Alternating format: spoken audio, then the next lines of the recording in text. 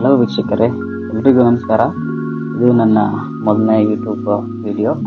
ನಾನಿವತ್ತು ತೋರಿಸ್ತಾ ಇರೋ ಜಾಗ ಲಕ್ಷ್ಮೀ ನರಸಿಂಹಸ್ವಾಮಿ ದೇವಸ್ಥಾನ. ಇದು ಒಂದು ಕಾಮನಹಳ್ಳಿಯಲ್ಲಿದೆ. ಇದು ಆರೂರು ಹೋಗ್ಲಿಕ್ಕೆ ಇರುತ್ತೆ, ದೊಡ್ಡಬಳ್ಳಾಪುರ ತಾಲೂಕು. ಇದು ದೊಡ್ಡಬಳ್ಳಾಪುರದಿಂದ ಒಂದು 28 ಕಿಲೋಮೀಟರ್ ದೂರ ಆಗ್ಬೋದು. ಬೆಂಗಳೂರಿಂದ 68 ಕಿಲೋಮೀಟರ್. ಸೊ ತುಂಬ ಲಾಂಗ್ ಏನಿಲ್ಲ. ಇಲ್ಲಿ ಮೇಯ್ನ್ ಆಗಿ ಬಂದ್ಬಿಟ್ಟು ಹಾಸೂರು ಚಿನ್ನಮ್ಮ ಅವರ ಕತೆ ಆಧಾರದ ಮೇಲೆ ಈ ದೇವಸ್ಥಾನ. ಇಲ್ಲಿ ಲಕ್ಷ್ಮೀ ನರಸಿಂಹಸ್ವಾಮಿ ಉದ್ಭವ ಮೂರ್ತಿ ಕೂಡ ಇದೆ. ಸುತ್ತಮುತ್ತ ಹಳ್ಳಿಗಳು, ಅಲ್ಲಲ್ಲಿ ಒಂದು 3-4 ಕಿಲೋಮೀಟರ್ ಒಂದೊಂದು ಹಳ್ಳಿ ಇದೆ.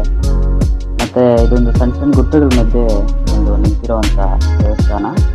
ಸುತ್ತಮುತ್ತ ವೆದರ್ ತುಂಬಾ ಚೆನ್ನಾಗಿದೆ, ಪ್ರಕೃತಿ ಸೌಂದರ್ಯ ತುಂಬಾ, ಎಲ್ಲ ಬೆಟ್ಟಗಳು ಕಾಣುತ್ತೆ, ತುಂಬಾ ಚೆನ್ನಾಗಿದೆ.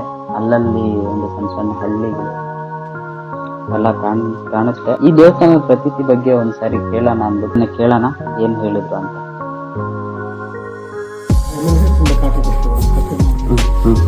ಕಾಟ ಕೊಡ್ತಿರ್ಬೇಕಾದ್ರೆ ದನಗಳ ಮೇಯ್ಸಕ್ಕೆ ಈ ಕಡೆ ಕಳಿಸ್ತಿದ್ರು.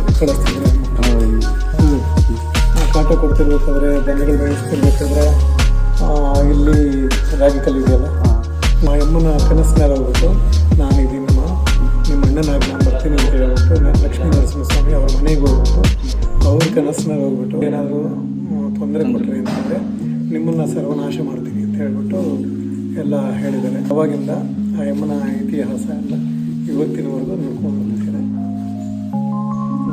ಈ ಜಾಗದಲ್ಲಿ ಹೊಸದಾಗಿ ಶೂಟಿಂಗ್ ಕೂಡ ಆಗಿದೆ, ಬೇಕಿದ್ರೆ ಬುಕ್ ಮಾಡ್ಕೋಬಹುದು. ಏನಾದ್ರು ಫಂಕ್ಷನ್ಸ್ಗೂ ಕೂಡ ತುಂಬಾ ಚೆನ್ನಾಗಿದೆ. ಪ್ರಕೃತಿ ಮಡ್ಲಲ್ಲಿ ಬನ್ನಿ, ಒಂದ್ಸರಿ ವಿಸಿಟ್ ಮಾಡಿ, ನೋಡಿ ದೇವಸ್ಥಾನ, ದೇವರ ದರ್ಶನ ಕೂಡ ತಗೊಳ್ಳಿ.